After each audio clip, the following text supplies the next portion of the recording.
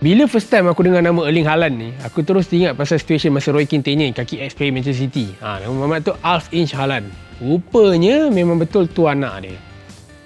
Macam mana nak start benda ni? Erling Haaland ni aku rasa orang baru lagi dengar nama dia. Maksud aku baru setahun dua lah. Ya, umur dia pun baru 20 tahun. So takkan lah sejak dia umur 15 orang dah kat Malaysia ni, orang dah ambil pot pasal dia. So aku rasa banyak orang mula pay attention kat Haaland ni sejak 2 tahun lepas. Time tu game Liverpool lawan RB Salzburg masa group stage Champions League. Game tu Salzburg kalah 4-3 tapi dia orang comeback lepas kena 3-0. Tu yang buat orang ingat aku rasa. And at that time Haaland salah seorang yang score gol. Tu nanti aku cerita lagi lah. He's taken the Bundesliga by storm. Haaland! Oh my goodness! This boy is brilliant! 1 year in Dortmund and a new story unfolds every match day. Erling Haaland scores! He scores with virtually every breath. We look at the phenomenon that is Erling Haaland.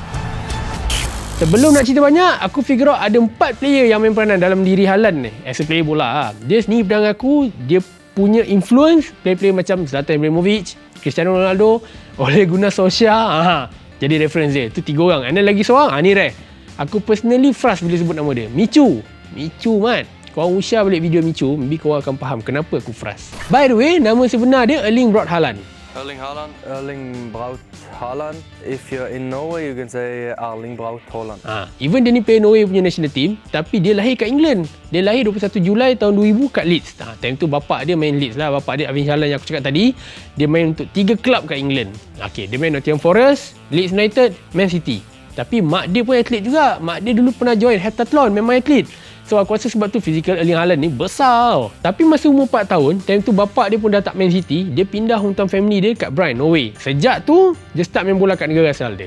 Tapi at the same time, dia bukan takat main bola je. Dia ada masuk lompat tinggi, bola baling, olahraga, golf, semua dia ada main. Masa umur 5 tahun, dia siap pecah rekod dunia untuk standing long jump. Alah yang kau tengok orang diri, lepas tu lompat tu. Tu lah standing long jump. Kalau zaman sekolah, Haaland ni kira banyak awet sebab atlet. Tiba. Karier bola sepak Haaland ni start masa tu lagi, masa umur 5 tahun. First step dia, join akademi kampung dia, Bryan FK. Dia punya coach time tu, Alf Inch Benson. Dia ada cakap, masa Haaland join akademi tu, dia masuk bahagian umur atas dia. Umur 5 tahun tapi masuk yang kelas 6 tahun. Dia join tim umur sama tapi kejap je sebab progress dia memang cepat. So bila dah perform elok kat akademi, dia join reserve team Bryan masa umur lebih kurang 15 tahun. Time tu season 2015-2016 and dia siap skor 18 gol dalam 14 game. Tapi tak ada lah dapat dalam first 11. Kau bayang umur 15 dah main senior team. Tu kira alright lah. So bila manager Bryan time tu dah kena pecat, lepas tu Benson tu naik jadi head coach. Dia terus jadikan Haaland ni dia punya key player lah. Dia bagi peluang first 11. Masa lagi 3 bulan Haaland nak masuk 16 tahun, tarikh 12 Mei 2016. Tu kira first debut Haaland dengan klub Division 1 Norway time tu punya game. Tapi yang second tier punya lah. Time tu game lawan Rotherham. Yang kelakarnya masa start main, Haaland ni main winger. Tapi bila Benson tu sampai, kira savvy lah sebab dia letak Mamat ni central forward. Tapi struggle juga nak score. Tu yang dia dapat offer untuk pergi training dengan klub Jerman, Hoffenheim. So kira macam dia tak dapat main, kau try pergi kat tempat lain. Tapi tak jadi apa pun dengan Hoffenheim tu. Last kali dia join Molde. Time tu baru dia start dia punya career dia bawa Ole Gunnar Solskjaer. Tu yang aku nak cakap lah kan. Time tu tak ada Ole out, tak ada Ole in, tak ada Ole ke, tak ada. Time tu memang Solskjaer tu je. Haaland first debut dengan Molde masa 26 April 2017. Time tu game Piala Norway lawan Volda. Tapi power gak. First debut dah score and tim dia menang 3-2 time tu. Tapi almost 2 bulan juga baru dia dapat appearance kat game Liga. Tadi tu game Cup, ni game Liga. Tu pun as a sub player lawan Salzburg. Tapi masa lawan Salzburg tu as usual, first game dia dah score juga. Siap winning goal lagi. Tapi masa second game, dia kena sound dengan teammate dia sendiri. Jadi hal. Nama player tu, player Iceland lah. Bjorn Sigurðsson. Sigurðsson ni cakap, Haaland ni tak patut celebrate goal dia dekat supporters Viking. Macam korang ajar aku. Aku rasa korang lagi tahu lah kalau melibatkan Viking ni. Second season Haaland kat Molde ni nampak dia punya progress lah. Sebelum tu, even half season, dia dapat collect 4 gol daripada 20 game. Tapi second season, terus jadi top scorer untuk tim dia. Time tu dia collect 16 gol, 30 game. Improve banyak 16 gol daripada 4 gol. Season yang sama juga, dia dapat award Elite Serien Breakthrough of the Year. Pemain terbaik Liga Norway. Tu yang RB Salzburg, Red Bull Salzburg pula dah start usah dia. Orang dah start, orang luar pandang dia. So time sama 2019, Haaland join champion Austria. Tapi deal tu dah confirm since bulan 8 tahun sebelum tu lagi. Dia datang sign kontrak 5 tahun. Masa tu Leeds pun ada try juga. Tapi ada seorang reporter di Atletik tu, dia reveal benda tu. Dia cerita pasal yang Leeds pun try juga. Sebut pasal Leeds Kau imagine kalau hari ni dia sign dengan Leeds. Maksudnya dia main dengan Leeds lah. Dengan all out attack yang selalu Leeds buat. Aku rasa dia survive je kot. Sama macam sekarang. Saja nak share. Haaland ni, since bapak dia pernah main Leeds, dia memang ada cita-cita nak main Leeds juga. Dia pernah cakap masa interview dengan Paper Norway. Nama paper tu apa tak? Dia cakap impian dia is nak menang EPL dengan Leeds. Nama pun impian. Elok dia simpan kot dulu impian tu. Dia simpan je lah. Benda tu macam bahaya sangat. Alright, sambung cerita tadi. Sebulan dia join Salzburg, dia collect first goal. Lepas tu dia collect pula first hat-trick masa game lepas tu, second game. Time tu lawan Wolfsburger.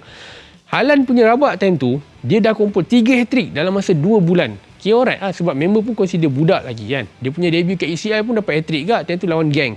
Salzburg menang 6-2 game tu. Tu sama group dengan Liverpool zaman-zaman tu. Sebelum ni aku dah cakap pasal Mbappe kan. Player yang jadi second player paling muda France, score goal kat UCL lepas Karim Benzema.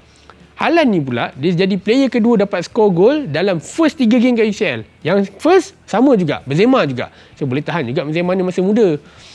Sama cerita Haaland. Tapi Haaland ni, dia duduk tempat kedua kejap je. Sebab next game tu, lawan Napoli, dia score gol lagi, terus potong Benzema. And kalau kira semua level umur, ada 4 orang je yang score gol dalam first 4 games.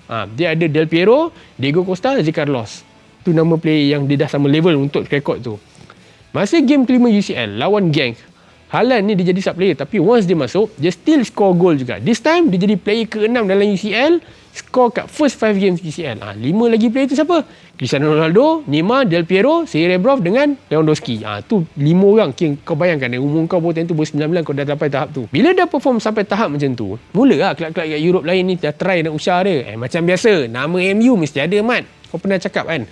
MU ni player mana je dia tak kait. Mesti sangkut nama. Tapi sangkut nama je lah. Juventus pun ada rumour juga nak ambil dia. Tapi lalas member pergi Dortmund. Aku paling surprise sebenarnya bila sebut pasal transfer fee dia pergi Dortmund.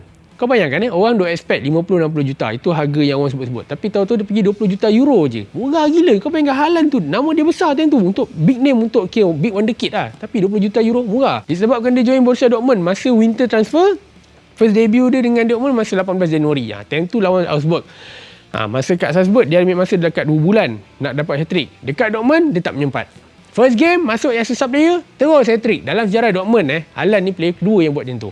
Hat-trick time debut. Sebelum tu, Pierre-Emerick Aubameyang. Dia dah buat dulu lah sebelum tu. Haaland ni punya level buas depan gol, dia just perlukan 2 game je nak pecah rekod. Okay, kan tadi aku cakap, dia score first goal masa lawan Augsburg. Itu dia punya debut. Tapi next game lawan Cologne, dia score juga. Terus jadi first player Bundesliga yang buat macam tu. Maknanya score dalam first 2 games. Rekod tu saya juga dengan rekod paling cepat buat macam tu. Dalam tempoh 56 minit je. Maybe it's magic, I don't know, but it was 2 fantastic debuts. Masa kat Salzburg, yang aku cerita pasal group stage UCL tadi, dia sempat collect 8 gol. Lepas tu bila datang Dortmund, masa keluar kat stage, dia sempat collect lagi 2 biji. So total dia untuk season 19-20, 10 gol kat UCL. Aku rasa achievement lah benda tu. Benda bukan senang. Just nak ingatkan korang balik. 2 biji dia dapat dengan Dortmund tu, termasuk masa game lawan PSG yang Neymar sampai koyak, yang diorang bertekak kat Twitter yang pasal dia punya meditate tu. Tu benda tu. So untuk season sekarang ni, first game dia juga ada score. Lepas tu season ni je dia dah 2 kali jumpa Bayern. And dia score juga. Aku rasa achievement juga sebab untuk game dia Clasical macam tu, consider special lah. Dia macam El Clasico, dia macam bila Liverpool jumpa MU, semua orang nak score dalam game macam tu. So bulan 11 hari tu dia dapat award Bundesliga Player of the Month, pemain terbaik bulanan. Tapi itu adalah kali kedua. Yang first masa last season. And then untuk Bundesliga, itu untuk Bundesliga. Kat UCL, dia dah jadi player yang reach goal ke-15. Sebab benda tu rare, sebab just through 12 game je. And rekod tu dia tambah lagi jadi 16 gol. Gila.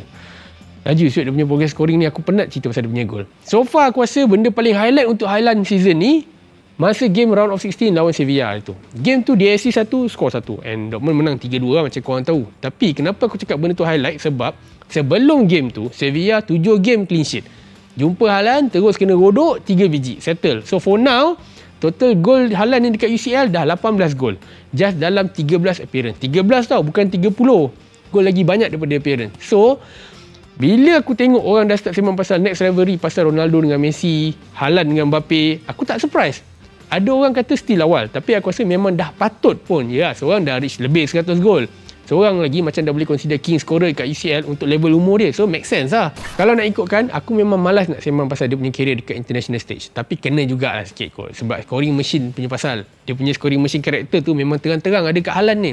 Sebab tu juga orang panggil dia punya nickname Haaland ni, man child. Ya, umur muda, main matured. Lepas tu dengan sizing, dengan confidence level dia tinggi, tak kena dengan umur. That's why orang panggil dia man child. Masa World Cup Under 20 kat Poland, dia score 9 gol masa menang 12-0 lawan Honduras. Wish. Tu game under 20 tau, bukan bawah 12. So bila kau score gol 9 gol dalam satu game yang sama, apa benda siut?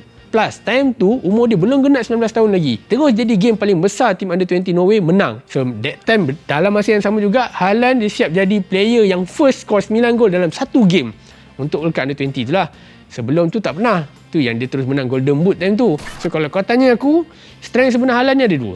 Strength, kekuatan fizikal dia dengan pace. Even ramai player yang ada dua benda ni, tapi susah kau nak jumpa player size macam Haaland ada ability tu. Gila. Tinggi dia 1.94 meter tapi boleh speed. Jarang kau jumpa benda tu tau. Lukaku berat. Zlatan pun tak ada speed juga masa zaman dia peak. So paling-paling pun masa Lukaku tengah laju, time Zlatan time muda. Itulah level doang. Tapi tak semua dapat reach macam apa yang Haaland buat. Sebab majority kau jumpa central forward yang clinical, tinggi dia bawah 190, 188, 187. Even CEO Dortmund, Hans-Joachim Watzke, dia cakap tak ramai player tinggi macam tu boleh speed macam Haaland. And even dia sendiri tak pernah jumpa player macam Haaland sebelum ni. Tapi tu lah. So far gameplay dia aku tengok sedap je sebab ada ramai player keliling dia yang open space. So, contoh aku bagi kat korang macam kat Dortmund. Dia orang ada Jadon Sancho, ada Achraf Hakimi, lepas tu ada Thorgan Hazard, and then ada Julian Brand lagi. So semua ni memang kaki lipas kudung. So dia terus automatic bagi space kat Haaland untuk lagi expose defender opponent. Baru-baru ni aku dah baca pasal agent dia, Mino Raiola. Dia cakap ada 10 kelab je yang mampu ambil Haaland, termasuk 4 daripada England. Personally, aku rasa elok dia stay at least sampai setahun depan lah kot kat Dortmund. Sebab apa? Sebab baru sangat lagi dia reach dia punya peak. Naik awal, jatuh awal. Tu yang tak nak, Mat. Macam keeper Dortmund pernah cakap lah, Roman Buki cakap, bila nama kau dah hype time kau muda, kau dah jadi famous, umur baru 19 tahun, benda akan jadi lagi challenging untuk kau. So kau tak tera nak hadap je benda tu. Satu je, ini satu kedua. Satu je, aku just nak tengok dia maintain disiplin. Sebab setahu aku, Haaland ni, dia jenis tak minum, dia fokus kat fizikal dia, and dia just nak make sure dia maintain fit. Rokok jangan cakap, langsung tak hisap. Sebab ramai je wonderkid sebelum ni, yang sebab attitude problem, terus out, terus hilang terus. So aku nak dia jaga disiplin. Aku terfikir juga masa sebelum main Norway, dia boleh wakil England. Tapi last kali dia pilih Norway. Macam mana kalau dia main England? Aku rasa lagi alright lagi Harry Kane kot. Ya, Kane kan selalu kena perah dengan Spurs. Perah.